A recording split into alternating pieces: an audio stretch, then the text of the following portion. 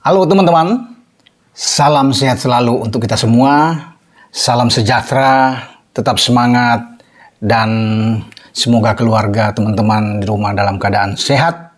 Kembali dengan saya Bung Ropan, dan saya akan mereview hasil-hasil pertandingan yang berlangsung kemarin atau sampai di Rabu dini hari waktu Indonesia bagian Barat, terjadi di grup E, F, G, H, UCL tentunya. Kita akan bicara di Champions League. Dan kalau saya menarik fokus ke peserta wakil-wakil yang ada di Inggris, Manchester City menjadi klub pertama yang sudah pasti menurut saya lolos ke fase gugur. Di antara semua tim yang ada yang bertanding di fase grup, The Citizens, tim asuhan Pep Guardiola, mendapatkan itu setelah mereka dipaksa bermain imbang 0-0 oleh Copenhagen dalam pertandingan keempat mereka di grup G. Memang bagi Pep dan pasukannya agak kecewa karena mereka gagal bisa menghadirkan 3 poin. Ya, itu menjadi target. Namun hasil ini pun sudah cukup buat Manchester City untuk bisa langsung dengan 10 poin. Mereka tidak bisa terkejar oleh 2 tim yang ada di bawah mereka, kecuali ada Dortmund dengan 7 poin memang, tetapi Dortmund juga berpeluang untuk lolos. Namun dengan 10 poin bagi Sevilla dan Copenhagen yang baru memiliki 2 poin tidak akan mampu untuk bisa masuk ke atas. Kalaupun 2 pertandingan terakhir Sevilla dan Copenhagen memenangkan laga, itu paling tidak cuma 8 poin maksimal yang dikumpulkan oleh 2 tim ini, sehingga saya mengatakan mereka sudah out, tersisi. Apalagi Sevilla gagal untuk mencetak kemenangan setelah mereka ke Dortmund dan juga bermain imbang dengan Dortmund. Bagi Dortmund itu hal yang sangat bagus, bisa mendampingi Manchester City, karena Dortmund akan menjamu Manchester City dalam pertandingan 2 pekan yang akan datang di kandang mereka. Draw juga sudah bagus bagi Dortmund untuk bisa memantapkan posisi mereka. Tapi bagi City, 10 poin aman. Tentunya mereka hanya menjaga pertandingan untuk tidak kalah melawan Dortmund dalam upaya untuk bisa menjadi juara di grup G ini. Dan siapa klub-klub Inggris lainnya yang akan menyusul? Saya pikir peluang Chelsea juga terbuka setelah City ini lolos dari grup G. Chelsea yang berada di grup E kembali memenangkan laga mereka. Ini laga penting buat mereka di saat mereka tandang. Tim asuhan Graham Potter meraih kemenangan dan clean sheet 2-0 di San Siro. Dan mereka bisa menamatkan perlawanan Milan itu sebelum pertandingan babak pertama selesai. Jadi sebelum 45 menit mereka sudah punya 2 gol. 1 penalti dari Jorginho setelah wasit melihat ada pelanggaran dari terhadap Mason Mount.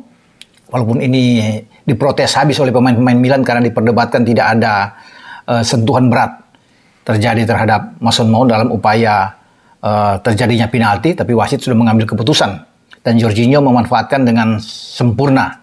Ketika Chelsea unggul 1-0, mereka tampil jauh lebih bagus, jauh lebih menekan, ya, penguasaan bola yang tinggi. Ini juga disebabkan karena salah satu pemain belakang Milan, Fikayo Tomori, itu mengalami harus diusir keluar wasit dengan kartu merah, sehingga pertarungan di belakang itu hanya menempatkan seorang Kalulu yang bersama Gabia yang harus bertahan. Sulit bagi Milan kalau bermain dengan 10 pemain menghadapi Chelsea yang trennya sedang bagus di tangan pelatih Graham Potter.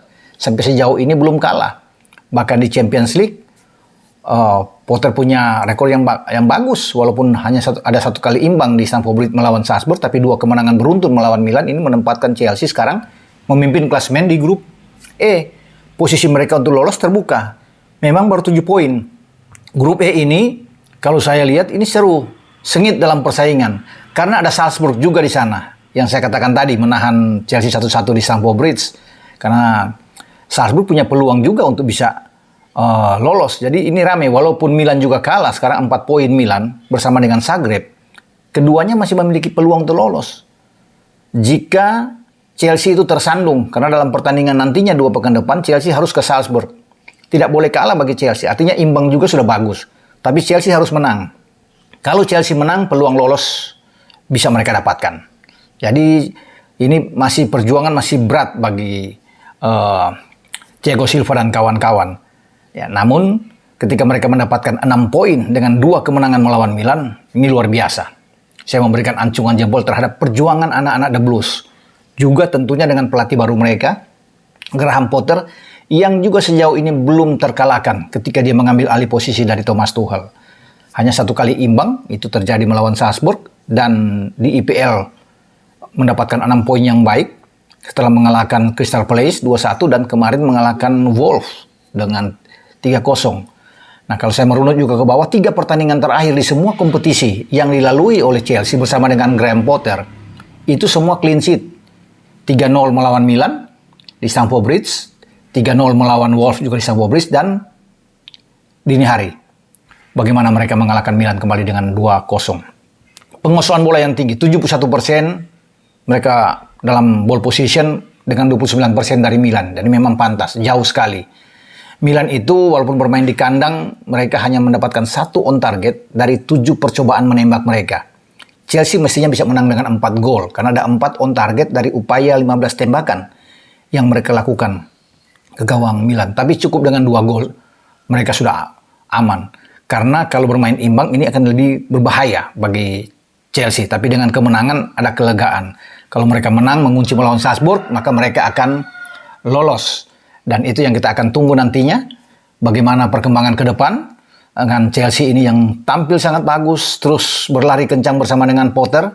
Dan saya meyakini bahwa Chelsea itu pasti akan lolos. Itulah preview saya atau review saya dengan bagaimana City sudah lolos sebagai tim pertama di UCL dan Chelsea sudah memenangkan pertandingan. Walaupun memang harus berjuang lagi. Madrid tertahan lawan Shakhtar, tapi saya yakin Madrid lolos dengan 10 poin saat ini.